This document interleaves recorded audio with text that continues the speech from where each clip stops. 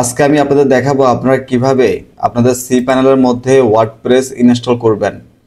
আমি এই ডোমেনটার মধ্যে আমার ওয়ার্ডপ্রেস আমি ইনস্টল করব।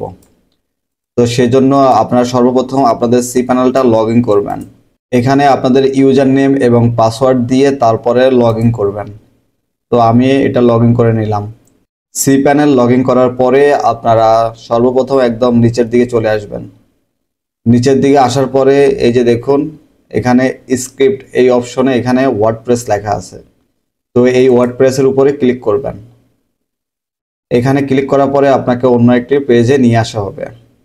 তো এরপরে আপনারা কি করবেন, এখানে ইনস্টল নাও এখানে ক্লিক করবেন।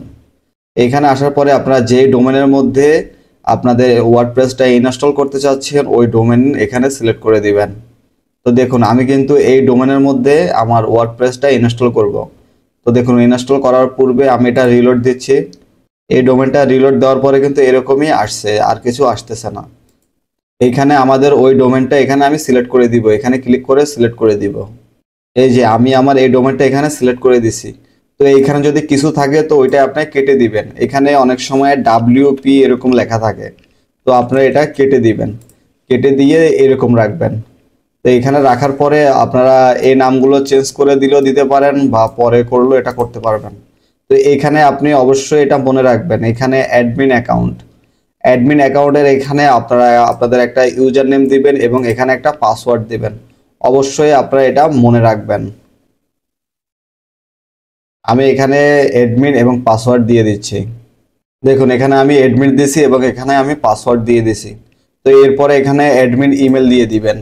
আপনি এখানে এরকমও রাখতে পারেন বা আপনার এখানে পার্সোনাল যে ইমেলটা আছে এটাও দিয়ে দিতে পারেন। এরপরে নিচের দিকে যাব, এখান থেকে আপনি যে কোনো প্লাগইনও এখান থেকে সিলেক্ট করতে পারেন বা আপনি এটা পরেও করতে পারবেন। এরপরে এখানে ইমেল ইনস্টলেশন ডিটেলস টু, এখানে আমি আবারও আমার সেই একই জিমেলটা দিয়ে দিব। তো এরপরে আমি ইনস্টলে ক্লিক করব। ইনস্টলে ক্লিক করার পরে এখানে একটু অপেক্ষা করবেন। তো দেখুন এটা কিন্তু আমার এই যে এই ডোমেনের মধ্যে ওয়ার্ডপ্রেসটা কিন্তু ইনস্টল হয়ে গেছে।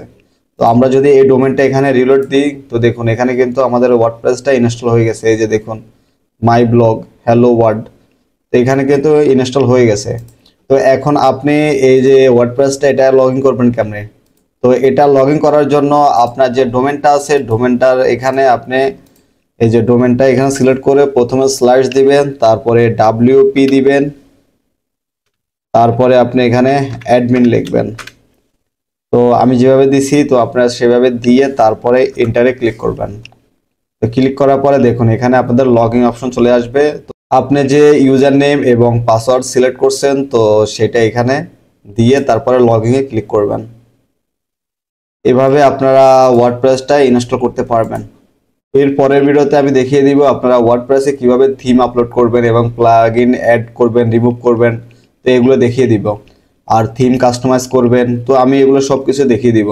তো সেজন্য অবশ্যই ভিডিওটা লাইক দিয়ে আমার সাথে থাকবেন। আর এরকম ইনফরমেটিভ ভিডিও পেতে অবশ্যই আমার চ্যানেলের সাথে থাকবেন। ধন্যবাদ সবাইকে।